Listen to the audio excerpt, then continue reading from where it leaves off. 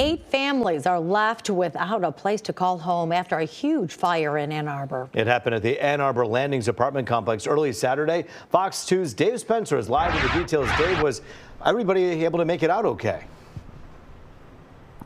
Yeah, let's start with the good news, Roop.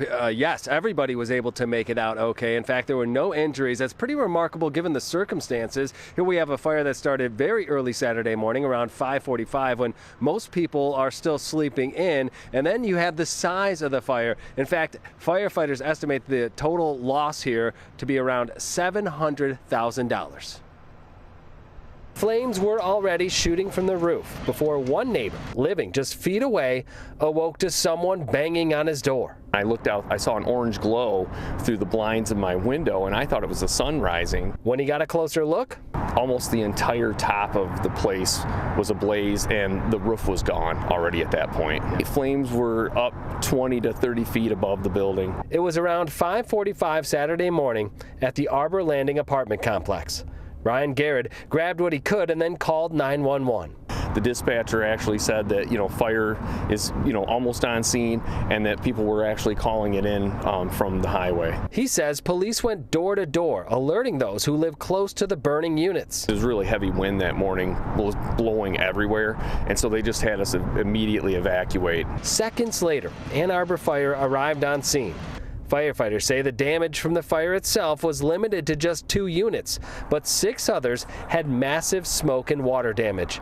Orange stickers and padlocks indicate that the 8 families who once called this place home will now need a new place to live.